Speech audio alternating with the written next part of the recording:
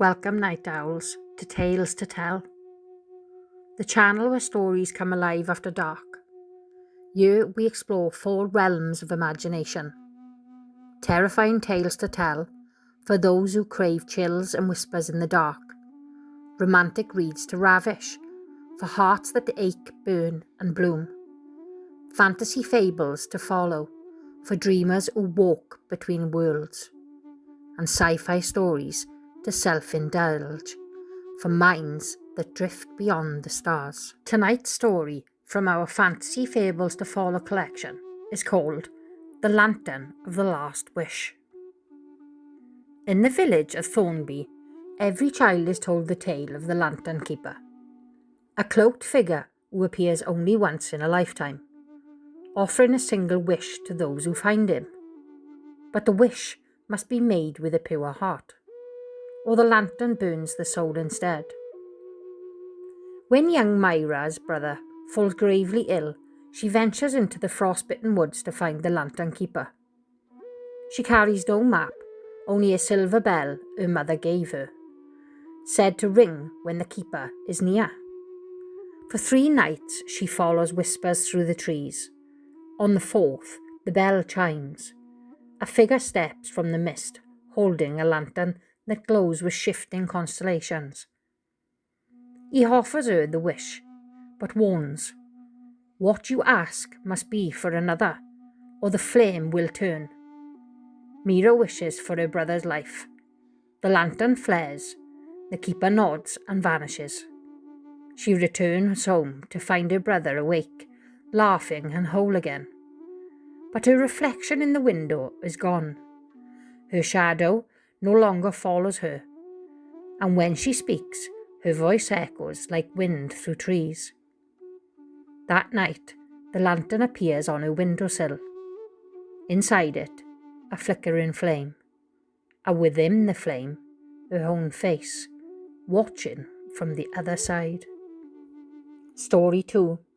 The Clockmaker's Garden. In the heart of a city where time never stops, there lives a reclusive clockmaker named Elliot. His shop is filled with ticking wonders, pocket watches that whisper secrets, and hourglasses that flow backward, and a grandfather clock that only chimes when someone dies. But behind the shop lies a hidden garden, a place where time stands still.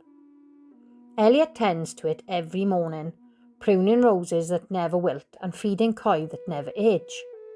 He tells no one of its existence, not even his apprentice, Lark, who suspects the garden is more than it seems. One day, Lark follows Elliot through the back door. She finds the garden glowing with golden light and the air thick with the scent of lavender and memory. In the centre stands a sundial with no shadow. Elliot confesses, "This garden is my penance. Every second I steal from the world I must give back in stillness." But Lark, desperate to save her dying mother, begs him to use the garden's power.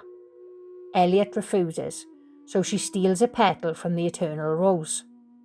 Her mother wakes, healed, but the clocks in Elliot's shop begin to falter. Time stutters, and people forget their names. The city ages in reverse. Elliot disappears. Lark inherits the shop, and behind the door, the garden now grows wild, overrun with thorns. The sundial casts a shadow, and it points to her. Story 3. The Song of Hollowmere. In the drowned village of Hollowmere, the lakes sing once a year, a haunting melody that echoes across the water at dusk. No one knows where it comes from. No one dares to answer it, except for Callan. A bard with a broken voice, Callan believes the song is a call, not a warning. He rows to the centre of the lake on the night of the song, clutching his lute and a heart full of longing.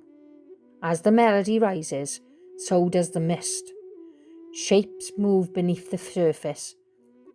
Dancers in tattered gowns, eyes closed and lips parted in song. Callan plays along, matching their tune. His voice returns, stronger than ever. The lake glows, the dancers rise, and Callan sees her, a woman with silver hair and eyes like moonlight.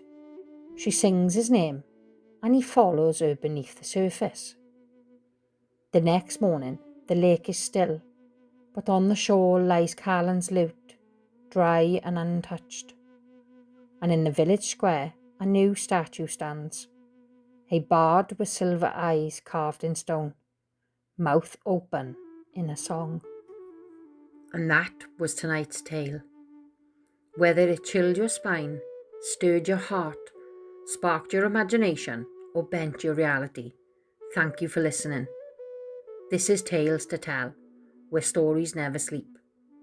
If you enjoyed this journey, don't forget to like, subscribe, and share with fellow night owls. Until next time, keep your lantern lit, your journal open, and your signal strong, because the next tale is already watching.